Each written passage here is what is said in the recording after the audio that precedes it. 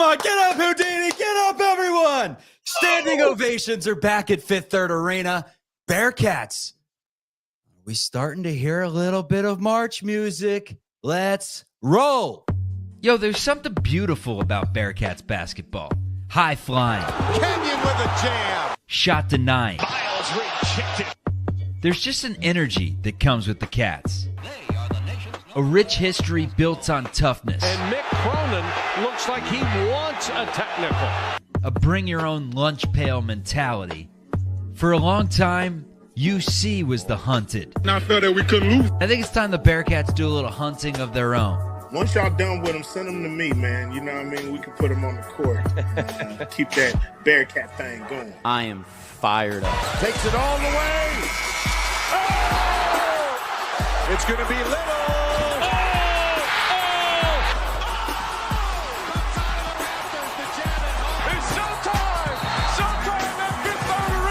I wonder how Steve Logan would be over in Afghanistan or somewhere. I bet he'd be pretty poised. He just does not get rattled. Van Exel, he'll cut it loose. Watch out. Stevenson cuts it about. Oh! Kilpatrick outruns everybody. Johnson, the exclamation point. We've been dealt the king of heartbreak over and over again. Rozier. Smith. And Everything they worked for was undone on one play. But I see the light. The Cats are back. Lukosius. Open three. Got it. Oh, baby. Welcome to the only live Bearcats postgame show on YouTube. This is Chatterbox Bearcats.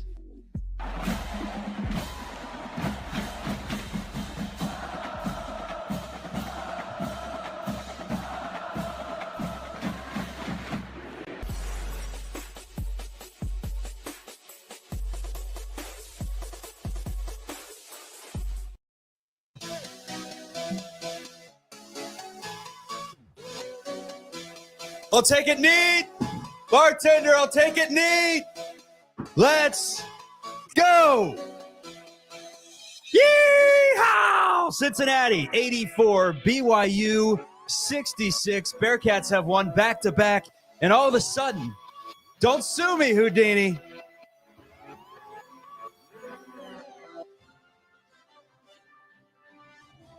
I'll tell you what. This team is starting to play like a team that could actually make their way into March, giving us dreams and hopes. And yes, we've said that over and over again over the years, and consistently, they just do not do this, where they give us back-to-back games with tons of hope. Utah's up next. Then it's Iowa State, and we get some gauntlet of games on the road down the stretch. The opportunities are there for this team to win enough games to get into the tournament. The reason we've said that they're buried, they haven't shown a pulse. This is beyond a pulse, man. This was a team that looked damn good today. They've put up 80 in back-to-back games, 93 and 84. They run BYU out of the shoe today. I don't know if I'm back yet, but I'm getting close, baby. Welcome to Chatterbox Bearcats audio podcast. We're everywhere. You can also stream live after the games on YouTube. I'm Chuck Walter. He's Houdini. Opening thoughts after a big win, my guy. We just lost to this team by 30 not 2 weeks ago. This is night and day, man. All of a sudden, the offense is flowing. Things are clicking. Guys are hitting shots. Jizzle James, one of the worst starting point guards as far as three-point percentage, goes nuclear, 6 threes. And as I've always said, Chuck, this team goes where Josh Reed takes us. Yes. Okay. And Josh Reed was awesome, man. He had 12 points, 4 or 7. But, I mean, Jizzle James, DayDay Thomas, and you throw Josh Reed in there. We saw some vintage Skillings. I like how I'm saying that. He's like 20 years old. We saw little vintage Skillings to end the game, too. I mean, where was this all year? It's just so crazy. I mean, it's kind of how college basketball is, where you can watch a game. 3 weeks ago, you'll see Auburn tonight, for example, got blown out of the gym by Florida. We've seen them beat teams by 30 that are in the top 10. It's just crazy how college basketball works. But credit to Wes Miller, man. Credit to Wes Miller getting these guys going and keeping these guys, their energy levels Like you would have thought people would have quit. And we've seen it 2 games in a row now, UCF and BYU. I mean, pedal to the metal, man. You got to love it. Man, here's the thing. There's 2 things. A, Bob Huggins talked to this team before UCF. I don't know if it's any sort of coincidence, but I'm seeing in the chat right now, the spirit of Bob Huggins lives with us. Bob puts that pullover back on, and all of a sudden it feels like it's 1999 again, at least for a Saturday in February. I may remind you, the team is now 4-8 in the Big 12. So still a lot of work to do. However, we'll break down the schedule as the show moves along, because there is just the slightest pulse. That march music in the backwards levels, probably a little too loud out of the gate for one win.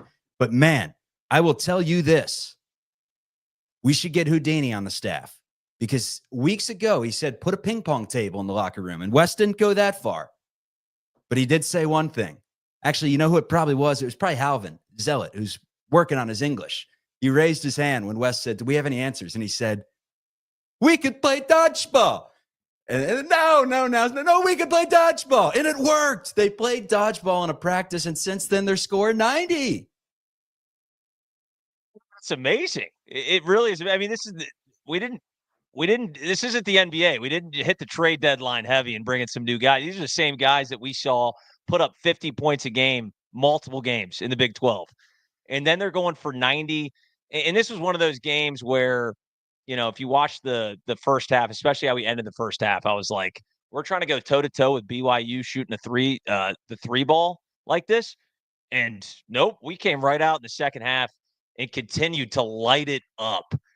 It's a little bit of confidence goes a long way.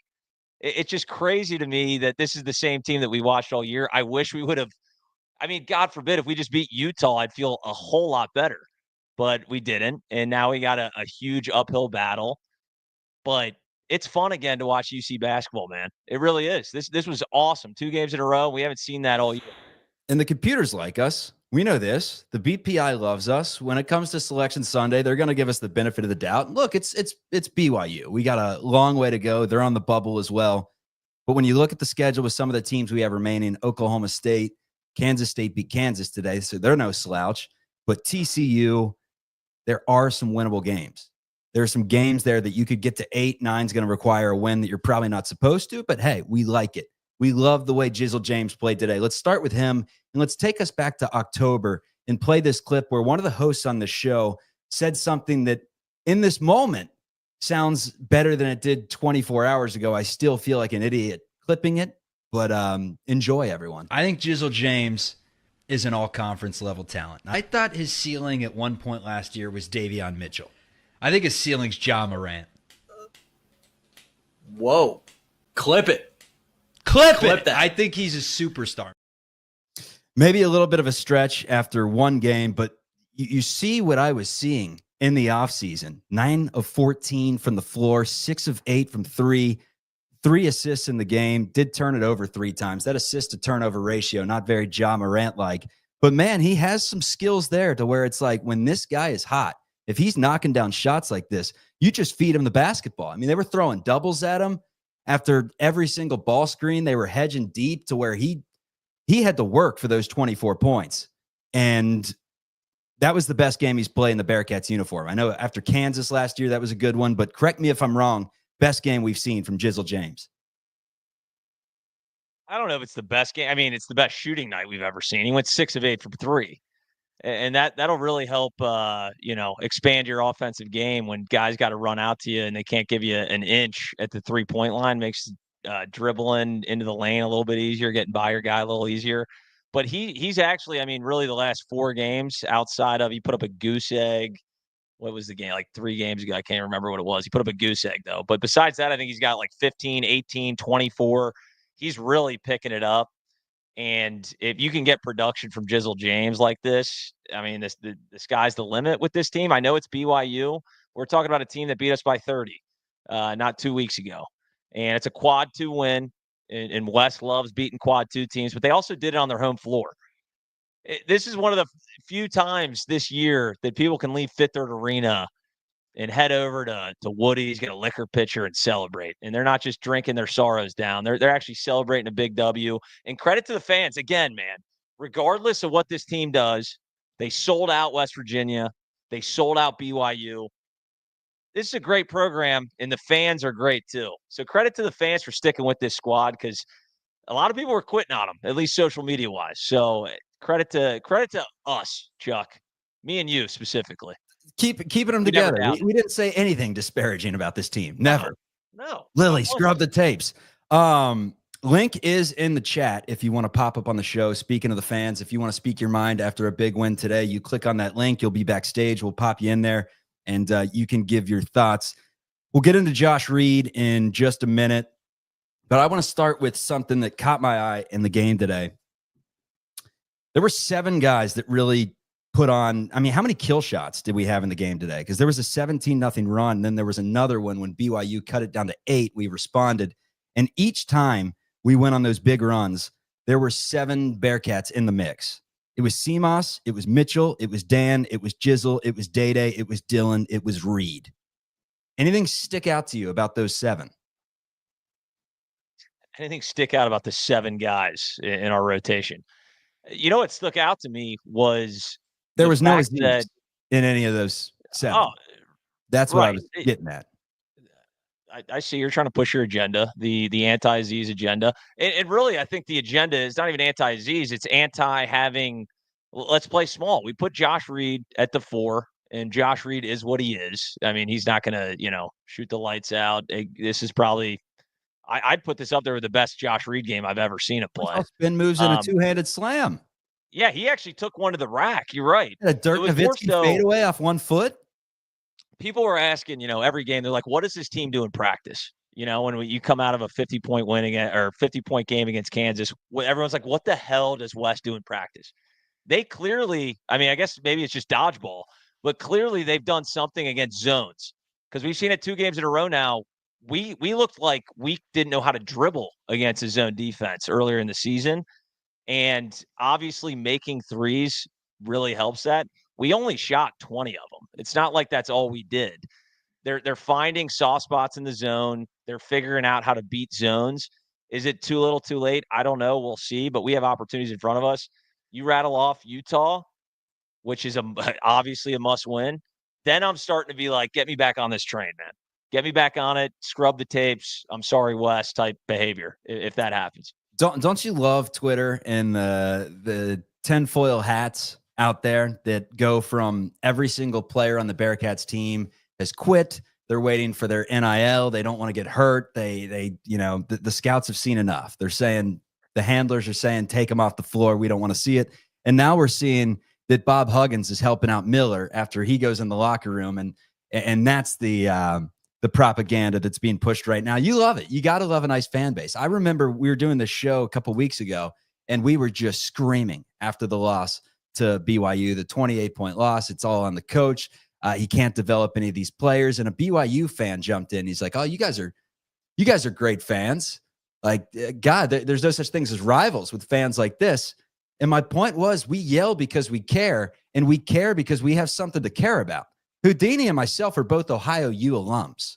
We went to OU. Guess what? There was a year where OU played in the MAC championship the exact same time and date as UC was playing Louisville in the Big East championship. Guess where Houdini and myself were?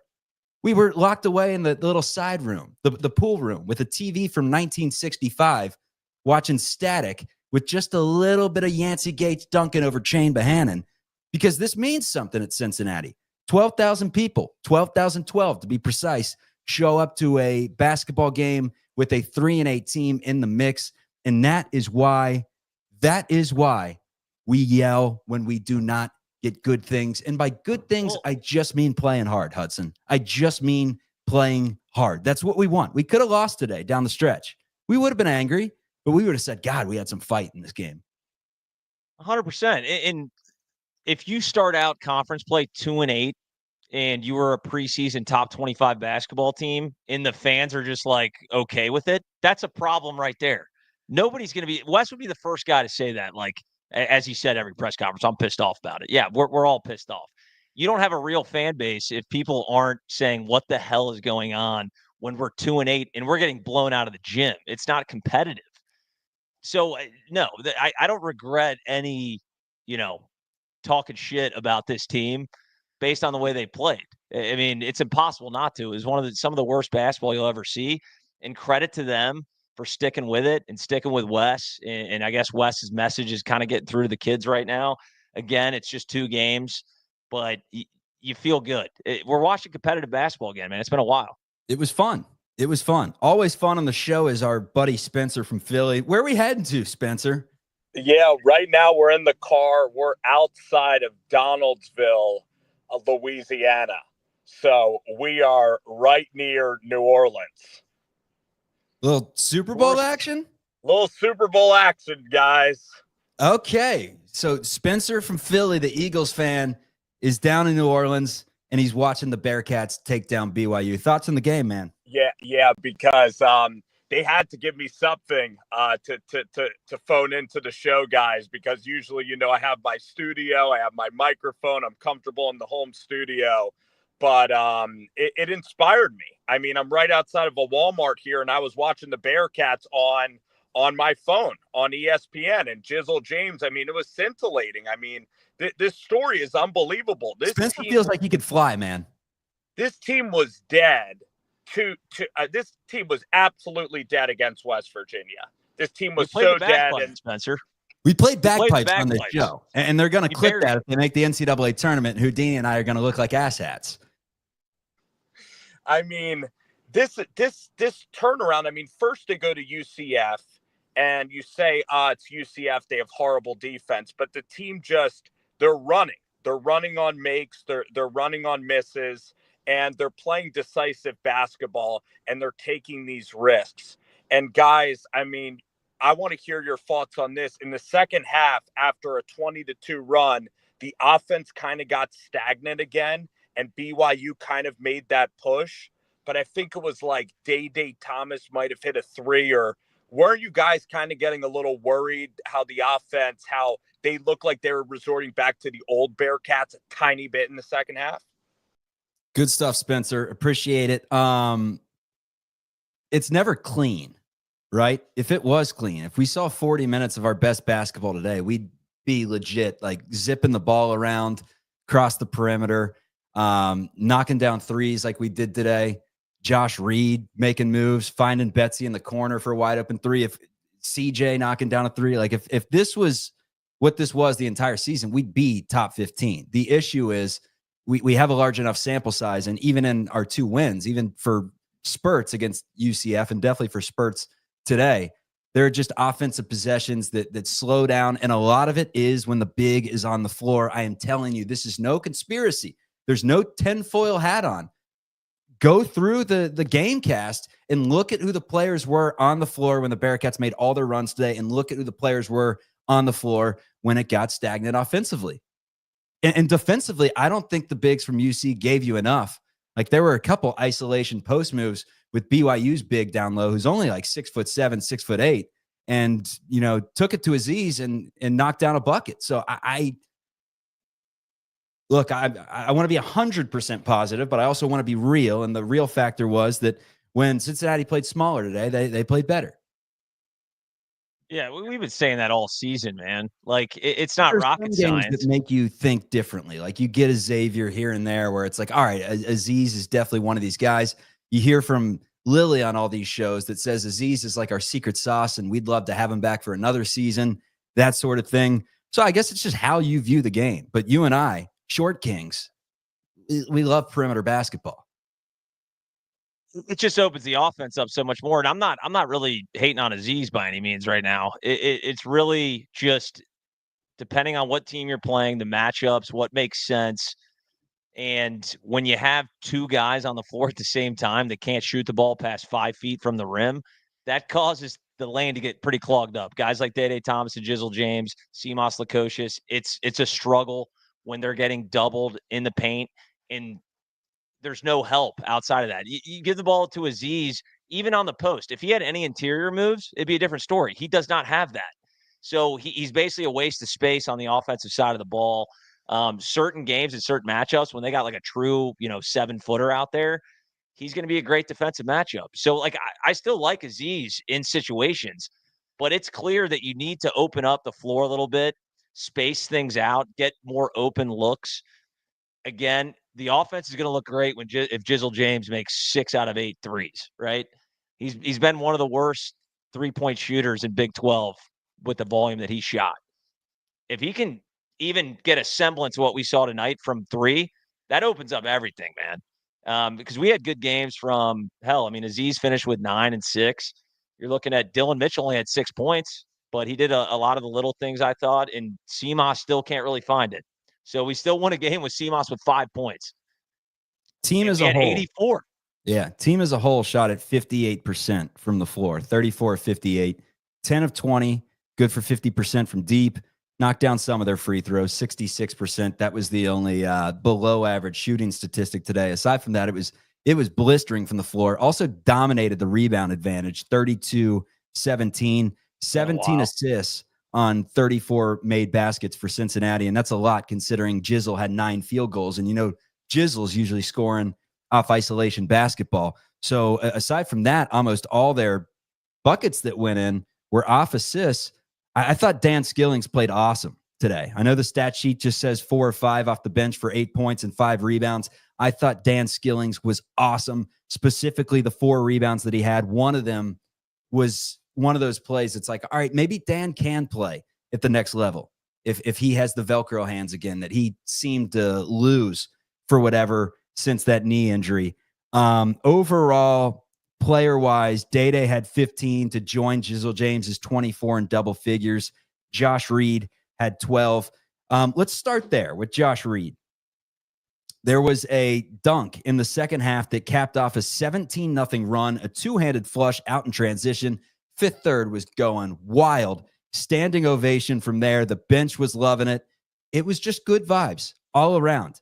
And I also got to give a lot of credit to Wes, not just Josh Reed in the game today, but credit to Wes, for shrinking the rotations down the stretch in the second half. After the first half, there were just a lot of hockey subs. And I know we've been asking for different lineups and saying, just play the young guys at this point. But that was before UCF.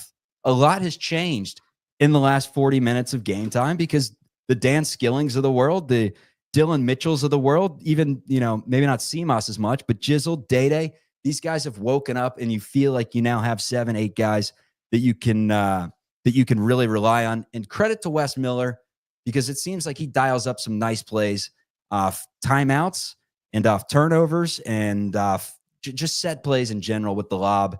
And he did it again today. There was one where they got Betsy a clean look in the corner with 1.7 left on the shot clock. And it was like, Wes, you do this. You reel me in from time to time. So he dialed that thing up. The only complaint, really, that I have today, because I'm not even complaining about Aziz, 9 and 6, he was fine. The only complaint that I have today is how the first half ended. Since he was up 5 with about a minute left, they were up 3 with 30 seconds left. If you're up 3 with 30 seconds left, the worst you should do is go into the half tied. Right? Nope. BYU gets a bucket. Cincinnati goes the other end. Jizzle's dribbling the clock out pretty much at the top because there's like 3-second difference on the shot and game clock. And the double comes, does the wise thing, gets rid of it. All right. All of a sudden you're playing 4-on-3. Find the open man. CJ throws it. Was it a good pass? Was it a bad pass? I don't know watching it on the TV broadcast, but threw it to Betsy. Betsy dropped it, goes out of bounds. BYU goes down the floor, knocks down a 3 and 1-3, hits the free throw. And after you're up 3 with 35 seconds left in the first half, you're down by 3 going into the locker room. What is it with the football and basketball teams at Cincinnati not being able to close out a stanza? I don't know. It truly is insane. Like, you're right. You're looking at your 30 seconds left. You're like, the worst case scenario. No, we foul on a 3. And that was, I guess, Josh Reed's worst moment of the game. He's the one that fouled. We got an issue with fouling 3-point shooters too, man. I don't know what it is, but it seems to happen way, way too much on this team specifically. And you got to guard the 3-point line. We let them have some wide open looks to get back into this. And I'm sitting there going, quit helping so much. Let these white dudes do their Mike and layups, and we could survive. We're up 18 points. They got it down to 9 just because we kept helping and getting wide open kickouts for threes. But yeah, I don't know. There is no secret sauce for why the hell this team crumbles at the end of a half. It happens like every single game. I think we have one or two of this entire season where we haven't absolutely shit the bed going into halftime. That's where I was actually, to Spencer's point, I was like, oh shit, we're going to lose this game. Just after that, and they came out swinging in the second half. So credit to Wes, credit to these guys, man, because they fought and they just looked awesome. They looked like a better team. And we just, like I said, we lost by 30 2 weeks ago. It was like the 25th of January, I think. We lost by 30 points, and we played the bagpipes. No, we played the bagpipes after the West Virginia loss, which, and isn't it funny how there was almost a different expectation in fifth third from the start tonight? Like literally from the start. It felt like going into the West Virginia game, the pulse of the fan base to me was like, all right, we are looking for a reason to be pissed off. Today, heading into the game, it was like, all right, we are looking for a reason to ever so slightly whisper. That's what happens when you win one game, Chuck.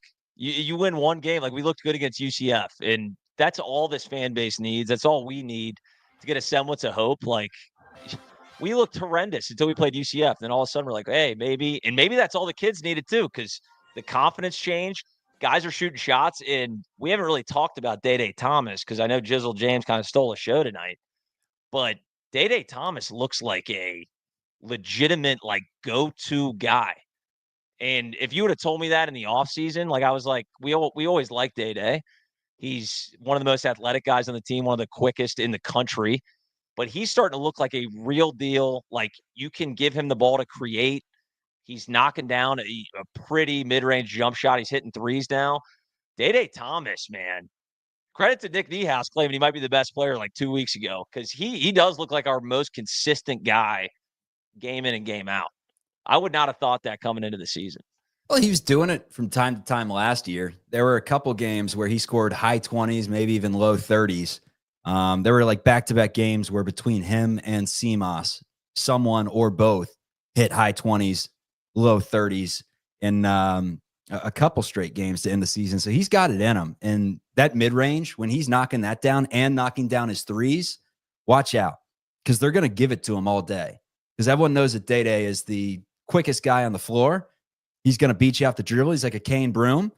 And because of that, they'll give it to him. 8 games left. Skyline yet? What's that? You think he's had Skyline yet? Remember we interviewed him before the season last year, and he had yet to have a cheese coney and a three-way or a Chilito, anything like that. That might, maybe he tried the Skyline ice cream, and all of a sudden he's like, wait a minute, I'm the best goddamn player on this team. Yeah, super. Maybe that's what it is. As long as you didn't go to Skyline and get a bowl of chili. Don't you love when people do that? You meet someone, they're like, hey, counters, yeah. Skyline sucks. And you're like, oh, yeah, what'd you get there? Because I'm expecting them to say the three-way. I'm a coney guy all day. I know some people say one coney and large three-way or five-way if you want to be very daring. And I say, no, just skip the spaghetti portion. The coney is clearly the inferior order. And whenever we send out of towners there, we say, oh, get a three-way, get a three-way. The coney is the superior order. We know this, Houdini. We know this. So rant over. 8 games left in the Big 12. It's Utah. It's at Iowa State. It's at West Virginia. You got to go 2-1 in the stretch. I don't care how you get. You got to beat Utah to start. Although if you lost to Utah and then won road games at Iowa State and West Virginia, that wouldn't be the worst thing in the world either.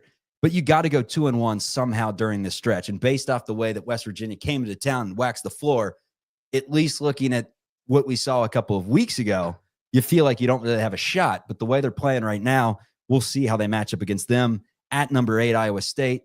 I'm feeling delusional right now, but not that delusional. Come on now. They're just on a different tier in this league. So 2-1 during that stretch would be huge. Then it's TCU at home, it's Baylor at home, and it's at Houston.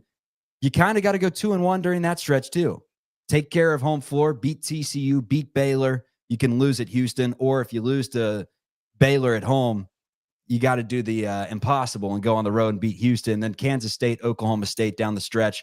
If you somehow go 2-1 during those other stanzas, I think you could split that. You could lose to Kansas State and still potentially have a pulse at 8-10 in the Big 12. Or I guess that would be if they beat Utah, West Virginia, TCU, Baylor. That Chuck, would be let me 9-9, man. That would be. Let me just break this down for you. Let me just break this down for you. You keep saying your fancy words, your stanzas, your George Costanzas, whatever the hell you talk about. Basically, what needs to happen, Chuck, is we need to beat Utah, and we can lose, which we will, to Iowa State. If we beat Iowa State, then it's like, all right, wait a minute, are we a Final Four team again? Beat Utah, lose to Iowa State. You got to beat West Virginia on the road. That's going to be a quad one win. They're a very beatable team.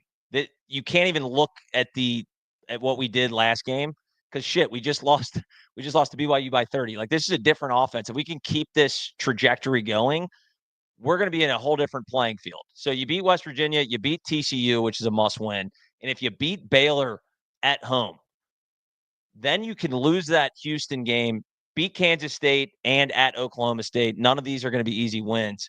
But then you're talking about a real tournament team, and I don't think it's that far out of reach. I really don't. You got to beat Baylor's the biggest one where we're not going to be favored, most likely, even playing at home against Baylor.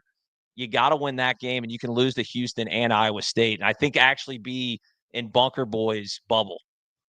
That's all we want, right? We just want to be sweating a little bit, changing shirts every once in a while in March.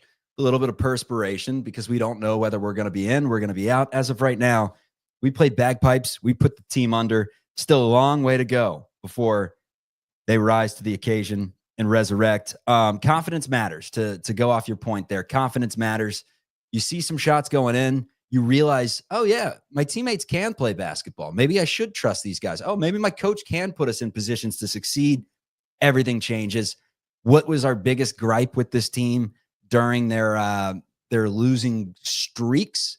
It was the fact that they weren't playing hard, and it just looked like their confidence had been zapped. Looked like they were just rolling the ball out there saying, all right, let's get it over with. You know, we'll take some booze in the process, and that's going to be that. And today, we didn't see that. We saw a confident team that was like, we're better than BYU. They're going to make some comebacks. Guess what? We're going to step on their throats. We're going to go on another kill shot after having won the first half. So CMOS is the only guy on this roster right now that has not been able to figure it out. No. And it's funny because if you're like an opposing team that's kind of a casual fan, when you look up UC, on ESPN or Yahoo Sports, whatever the hell you're using, he's our leading scorer, CMOS Lukosius. Obviously, that's a testament to what he did in the out of conference because he's been a no-show.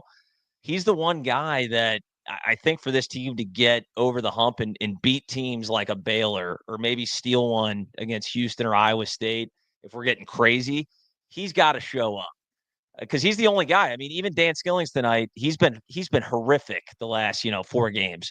He even showed his little Inspector Gadget thing that we've been missing for the last few games, where he's hitting those weird layups, those Mike and layups behind the backboard. CMOS Lukosius is the one guy that can't seem to figure it out, and that's my one worry because I do think that he's an important factor to this team, man.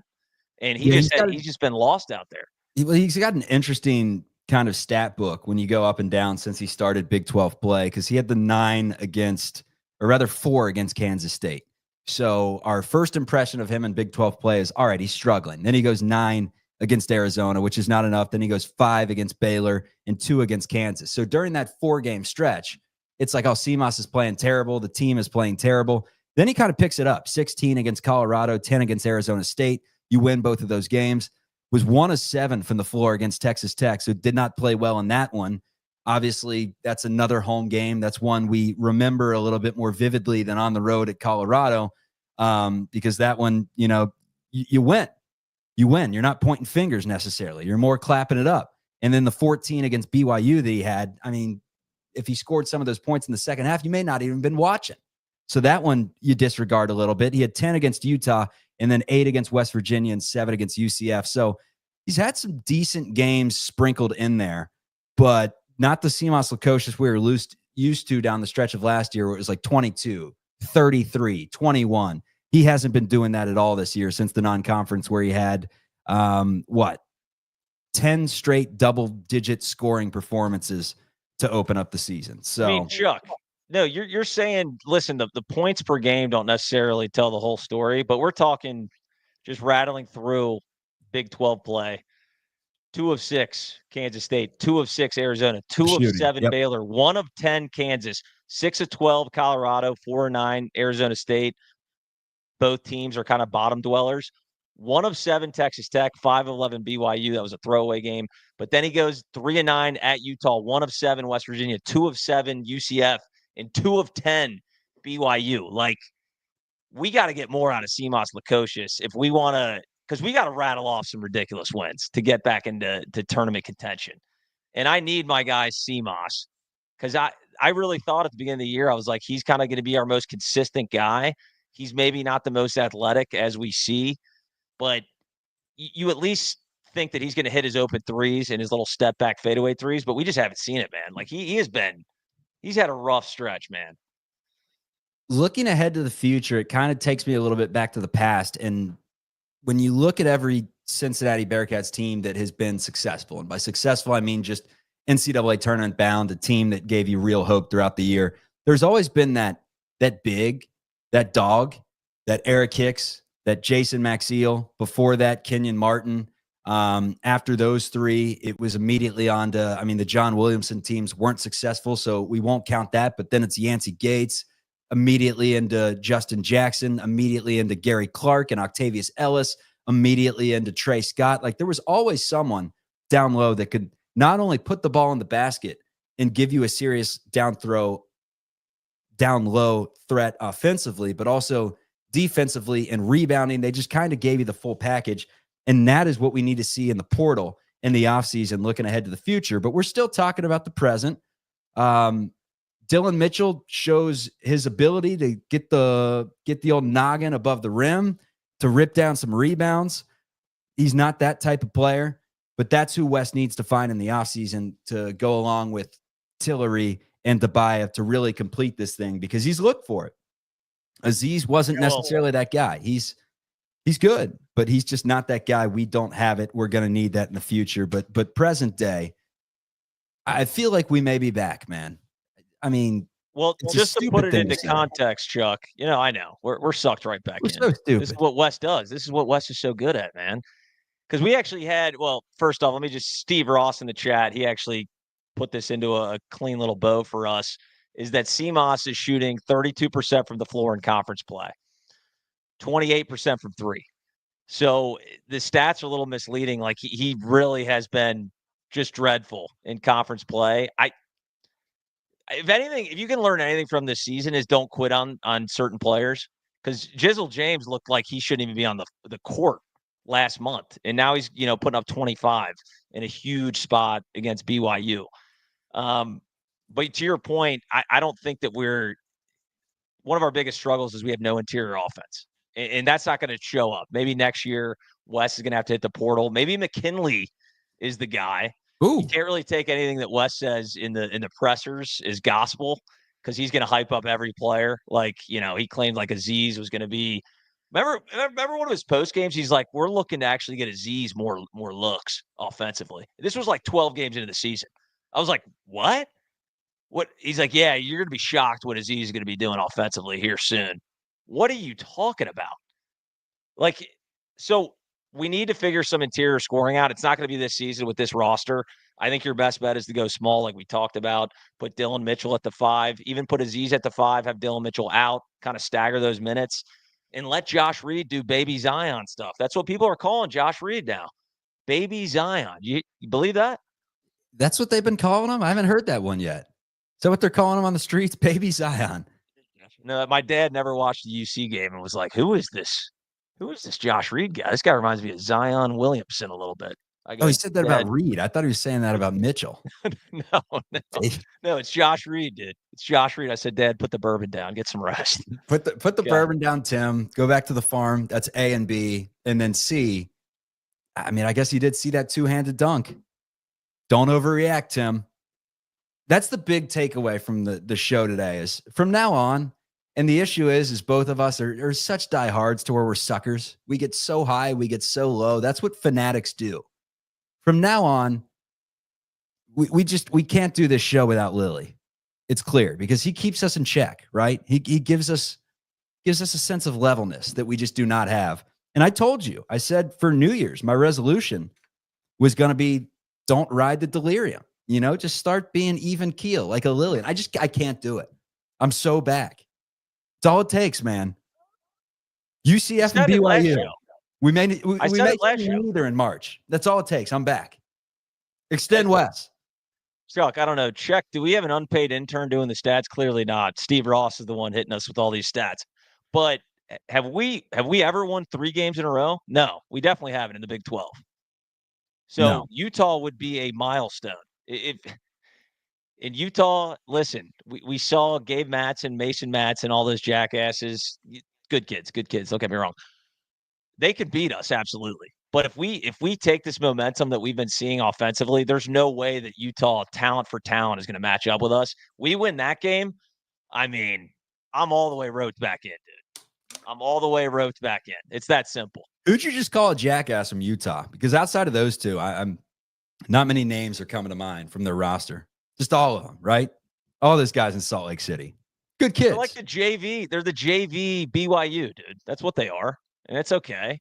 And they beat us. They beat us in a game that we had to win. And like I said, I hate looking back, but it's like, God damn, dude, if you just beat Utah, we'd be sitting in a really good spot. But we didn't. So I think John White said this best, man. We're not back. We don't get to. So here's the deal. Wes Miller, if you're watching, Cunningham, I know you guys are big fans of the show. If you guys are watching, we gave Scott Satterfield the apology after the win over Arizona State and then proceeded to lose every game the rest of the season. But we will do an apology. We'll play the piano. Dear Wes, I'm sorry. After 3 wins in a row against traditional Big 12 teams, not the newbies. And what are these 2 wins against? UCF, BYU. They're the newbies. So we got to start taking down the traditional, the big boys from the Big 12, as they say. And we had some clapback on our last couple of shows where we were kind of burying the team and burying Wes, which is fine. We'll take it. But clapback from people that, rightfully so, right? I want nothing more. Chuck, we want nothing more than to be completely wrong about Wes Miller. I want nothing more than to be, hey, gotcha. You guys are idiots. We're not Wes fans. We're a fan of the program. It's as simple as that. It's like I want to be wrong. I would love to be wrong, and this team sneaks into the tournament, and we turn this season completely upside down. I would love it. I'm wrong about a lot of things, guys. I took Auburn money line today. Okay, I've been wrong for a lot of my life, and I hope that that's consistent with what Wes Miller is doing, and he proves me wrong, because I would love it, man. Nothing more than this city needs is just a tournament appearance. I don't think it's that high of a bar for a program like UC. And we got to rattle off. We got an uphill battle, man. We got to rattle off some serious wins, and we got to beat teams that are gimmies like Utah, Kansas State, Oklahoma State. You got to win every home game. You got to beat Baylor, which is a big one. So let's not get ahead of our skis. I think that might should we just rename the podcast Skis? Don't get ahead of them. Don't get behind them. Yeah, that'll happen from time to time. Pendulum swings, folks. This is Chatterbox Bearcats. You can find it wherever you get your audio podcasts. We are also live on YouTube after the games. When the Cats lose, sometimes we speak a little irrational, but we're frank. We're frank with our feelings, and we hope you respect that. And today, once again, it's the same way we ended it. Although Kylan came down, she's got the flu right now, Houdini. She came down after I was just screaming during the first block, blaring the Avicii, and she said, will you shut up? So golf clap, but a standing ovation for the way out, Houdini. Very good job today at Fifth Third Arena. The Shoemaker Center, once again, was standing O for the Bearcats. See you, everyone. Later. You got to stand on the way out, brother. Oh. My corded head.